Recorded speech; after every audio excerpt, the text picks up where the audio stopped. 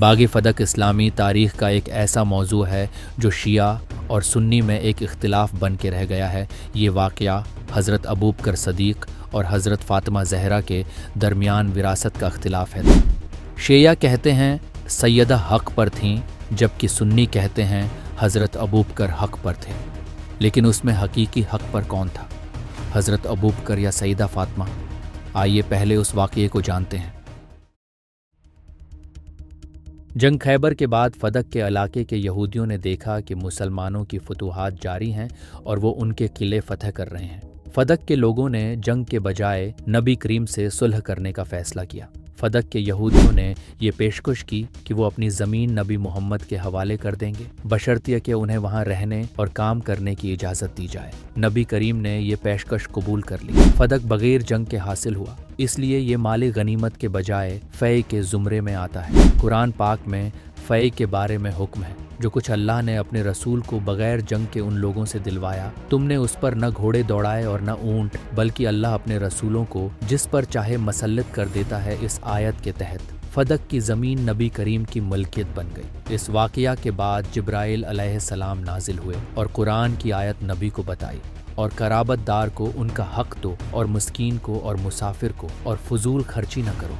हज़रत मोहम्मद ने कहा कि जब्राइल तुम बता सकते हो कि उस आयत का क्या मतलब है? तो जब्राइल ने फरमाया, ए अल्लाह के रसूल, अल्लाह चाहता है कि आप फ़दक सैयदा फ़ातिमा को बतूर हक़ दे दें। नबी करीम सल्लल्लाहु अलैहि वसल्लम ने फ़दक की ज़मीन अपनी बेटी हज़रत फ़ातिमा ज़हरा सलामुल्लाहि अलैहा को अता की। बाग़ फ़दक से होने वाली आमदनी को नबी करीम और उनके अहले बेत के अखराजात के लिए इस्तेमाल किया जाता था और बक़िया को फ़ुक़रा व मसाकीन पर खर्च किया जाता था। नबी करीम की वफ़ात के बाद मुसलमानों के लिए क़ियादत का मसला एक अहम सवाल बन गया।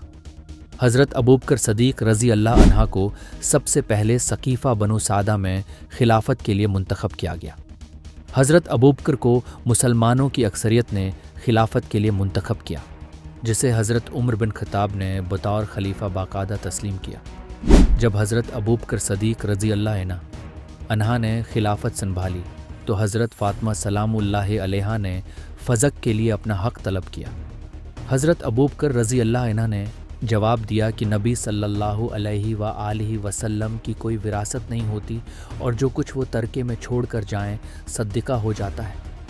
हज़रत फ़ातिमा ज़हरा सलामुल्लाहि अलैहा इस बात से शदीद नाराज़ हुए क्योंकि यह मामला उनके और रसूल खुदा के दरमियान था। इस बहस के दौरान सैयदा फ़ातिमा सलामुल्लाहि अलैहा ने हज़रत अबू बकर से सख्त बातें की और उन्होंने फ़ैसला किया कि वो अबू बकर से बात नहीं करेंगी। हज़रत फ़ातिमा ज़हरा सलामुल्लाहि अलैहा की इस नाराज़गी के बाद वो आखिरी वक्त तक हज़रत अबू बकर से नहीं बोले कि वफ़ात के बाद हज़रत अली अलैहिस्सलाम ने इनके जनाजे की तैयारी की। हज़रत अली ने हज़रत फ़ातिमा ज़हरा सलामुल्लाहि अलैहा को रात के अंधेरे में दफन करने का फ़ैसला किया, क्योंकि वो नहीं चाहते थे कि हज़रत फ़ातिमा ज़हरा की कब्र के पास किसी का आना जाना हो। हज़रत अली ने इस बात को यकीनी बनाया कि हज़रत फ़ातिमा का जनाजा हज़रत अबू बकर और दीगर खिलाफत के मुखालिफीन के इल्म में न आए। अब हम फ़िरक़ों से निकलकर न्यूट्रल होकर सोचते हैं कि इसमें हक़ पर कौन था। हज़रत अबू बकर ने कहा था कि नबियों की विरासत नहीं होती, जबकि फ़ातिमा ज़हरा ने अपना हक़ तलब किया, जो कि उनको रसूल खुदा ने अपनी ज़िंदगी में अता किया था। अगर हम कुरान मजीद में देखें तो हमें ये कहीं भी नहीं मिलता कि रसूलों की विरासत नहीं होती।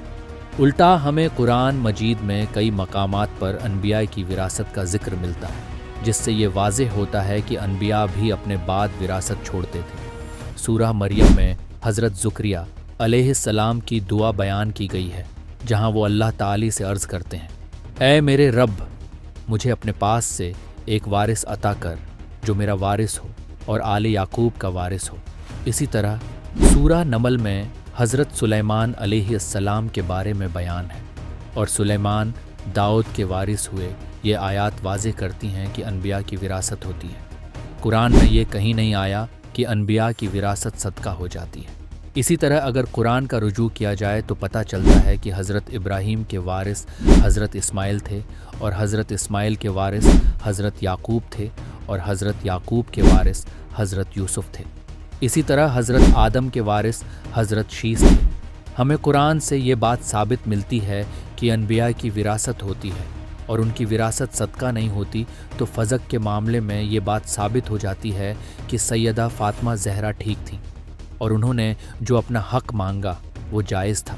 اب کچھ گھٹیا مولوی حضرت فاطمہ زہرا پر الزام لگاتے ہیں کہ وہ بچی تھیں اور ان کو دین کا کچھ پتہ نہیں تھا، لیکن یہ کیسے ہو سکتا ہے کہ حضرت ابوبکر جنہوں نے 40 سال کی عمر میں اسلام قبول کیا اور حضرت فاطمہ زہرا نے بچپن سے ہی ایک مسلمان گھرانے میں آنکھ کھولی، اور سیدہ فاطمہ وہ جن کو اللہ نے اپنے دین کی خاطر چنا، ایسا کیسے ہو سکتا ہے کہ حضرت ابوبکر حضرت فاطمہ سے زیادہ دین جانتے ہوں اور حضرت فاطمہ زہرا کو نبی کی حدیث نہ پتہ ہو کہ انبیاء کی وراثت نہیں ہوتی؟ اگر انبیاء کی وراثت نہ ہونے کی حدیث واقعی ہی ٹھیک ہوئی تو بی فاطمہ سلام اللہ علیہا نے اپنا حق مانگا ہی کیوں؟ چلے مان لیتے ہیں کہ انبیاء کی وراثت نہیں ہوتی اور ان کی وراثت صدقہ ہو جاتی ہے اور وہ غریبوں اور مسکینوں میں بانٹ دی جاتی ہے، تو غریبوں اور مسکینوں میں بانٹ دینے کا حق کس کو ہونا چاہیے تھا؟ آبویسلی ان کی اہل بیت کو۔ اگر وراثت صدقہ ہی ہوتی تو بھی حضرت ابوبکر کو فدق بی بی فاطمہ کو دے دینا چاہیے تھا۔ اگر صدقہ ہی کرنا تھا تو وراثت کو صدقہ کرنے کا حق ان کی اہل بیت کو پہنچتا ہے، نہ کہ حضرت ابوبکر کو۔ ان تمام دلائل اور شواہد سے یہ بات ثابت ہوتی ہے کہ بی بی فاطمہ زہرا سلام اللہ علیہا فدق کے معاملے میں حق پر تھی، اور ان کا مطالبہ قرآن کی آیات، رسول خدا کی احادیث اور اسلامی اصولوں کی روشنی میں جائز اور درست تھا۔ دوسری طرف حضرت ابوبکر رضی اللہ عنہ نے جو موقف اختیار کیا وہ نہ صرف بی بی فاطمہ سلام اللہ علیہا کی ناراضگی کا باعث بنا، بلکہ اس سے اہل بیت کی حق تلفی بھی ہوئی۔ بی بی فاطمہ سلام اللہ علیہا کا مرتے دم تک حضرت ابوبکر سے ناراض رہنا اس بات کا واضح ثبوت ہے کہ ان کے ساتھ ناانصافی کی گئی۔